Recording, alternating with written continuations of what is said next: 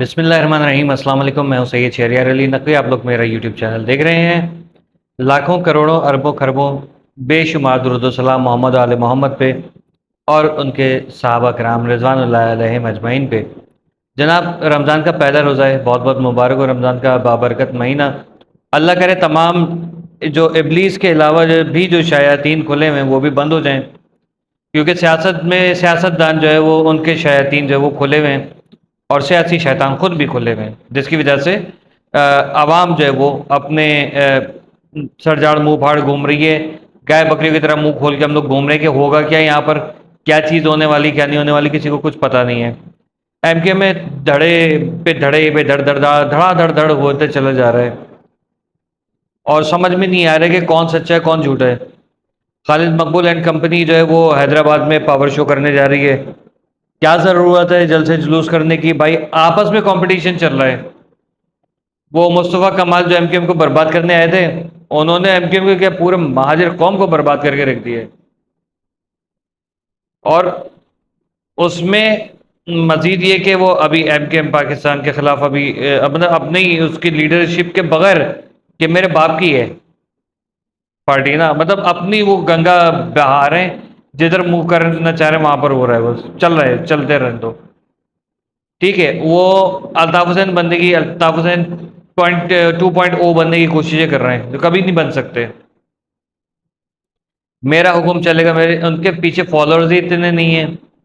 اب یہ M Q M جو ہے وہاں پر گئی ہے، جو آپ کے گورنر سندھ ہیں، اور اس کے بعد ایک تو عشرت العباد پتہ نہیں کیوں نام نکلتا ہے، وہی 15 سال تک وہی تھے نا، 10-15 سال۔ تو معاملات یہ ہیں کہ جو گورنر سندھ ہیں ان کے ساتھ ایم کے ایم پاکستان کے کارکنان گئے وہاں، انہوں نے جا کے ڈیبیٹ کی، کہا بھائی اب جو ہے نا، جو پارٹی کہے گی وہ سننا پڑے گا، پارٹی کے بغیر کوئی بھی اپنا فیصلہ نہیں کرے گا، جیسے یہ مصطفیٰ کمال اور انیس قائم خانی کر رہے ہیں۔ یہ بیسکلی انہوں نے پی ایس پی چھوڑ کے یہ ایمس میں کیوں آئے؟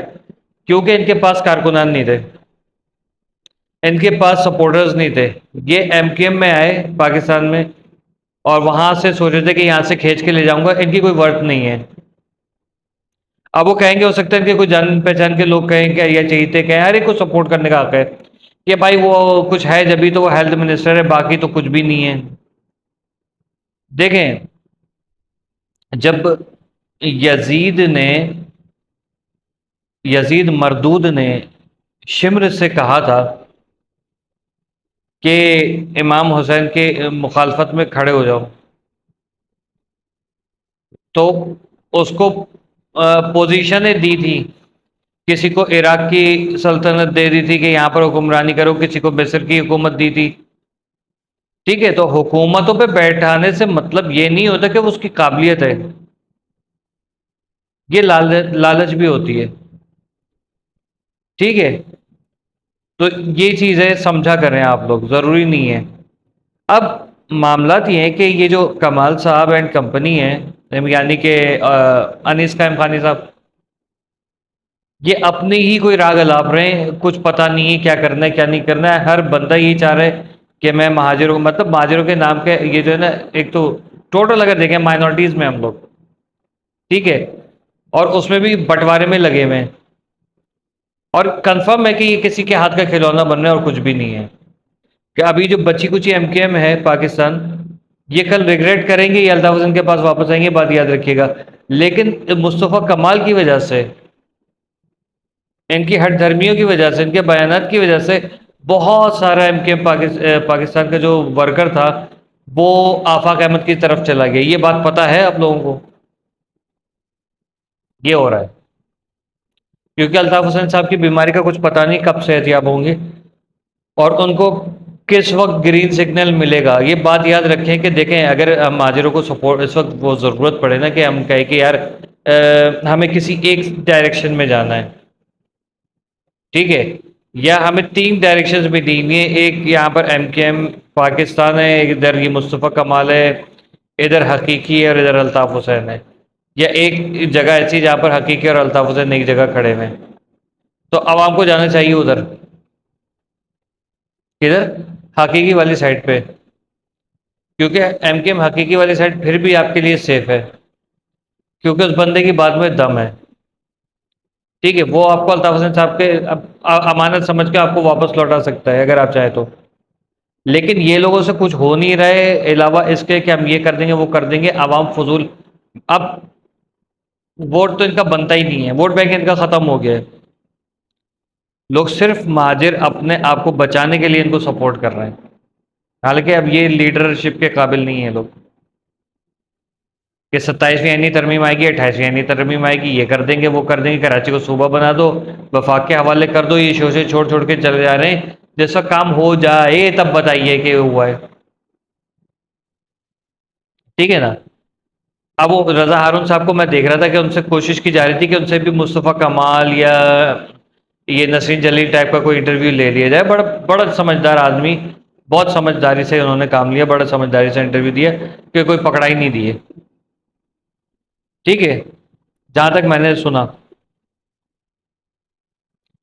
کہہ رہے ہیں بھائی نسرین جلیل صاحبہ جو ہے وہ ایسی سختیاں جھیل کے جیلی ان خاتون نے بڑے کڑے وقت میں MKM کا ساتھ دیا ہے، تو ان کو ایک موقع اور دینا چاہیے. ان کو بھی لگتا ہے کہ یہ جو ساری بکواسیات کروائی گئی ہیں، کسی نے کہہ دیا کہ یہ بولو تو وہ بول رہے ہیں. ٹھیک ہے، تو یہ ہے معاملات پارٹی کے اندر کے. اب آتے ذرا تھوڑی سی چیزوں کے اوپر.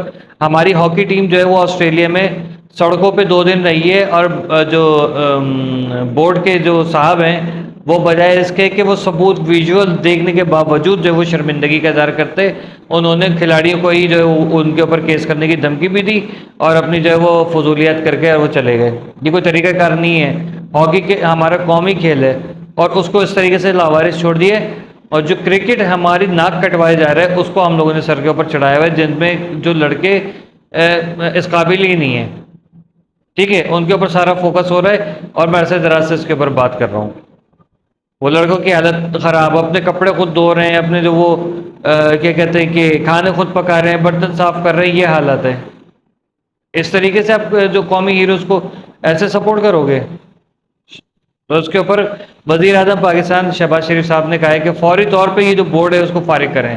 بہت اچھا اسٹیپ لیا، بہت زبردست کیا سر. اچھا اب آ جاتے ہیں ذرا انٹرنیشنل نیوز کے اوپر. عمران خان کے اوپر بات کرنے کی کوئی ضرورت نہیں کیونکہ اس کا جو ہے نا فضول ترین پارٹی ہے.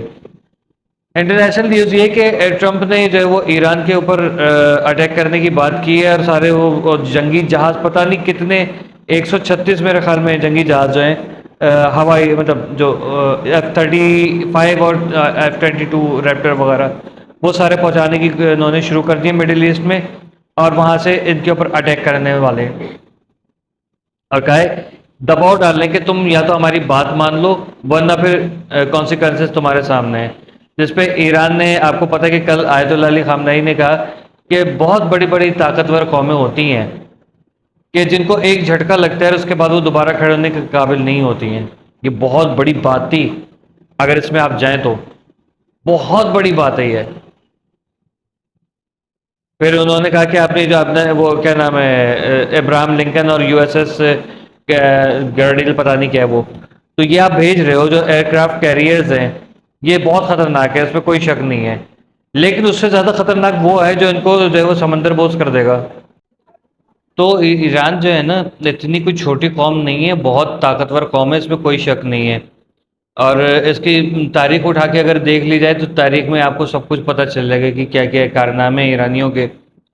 تو ایک تو اس کے ساتھ آپ دیکھتے ہیں یمن ہے ساتھ میں، اس کے ساتھ آپ کو روس اور چین جو ہے وہ ہے، ترکی پہ تو خیر بھروسہ نہیں کیا جا سکتا کیونکہ وہ کسی بھی وقت جو ہے وہ پیٹ دکھا کے بھاگ جاتے ہیں جیسے کہ ہمیشہ ہوا ہے.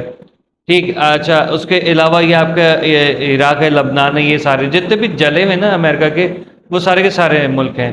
لیکن کمزوری کہاں پر ہے؟ کمزوری یہاں پر ہے کہ جتنے بھی آپ کے جو مسلمان سو کال جو مسلم لیڈران ہیں، جیسے آپ کا عرب ہو گیا یا عرب ممالک جتنے بھی ہیں، ان میں اتحاد ہوتا اور ان کے اندر تپڑ ہوتا نا، یہ ایکا کر لیں تو کسی کے باپ میں ہمت نہیں ہوگی. اتنا سا اسرائیل جو ہے پوری دنیا کی ناک کو لڑا ہوا ہے.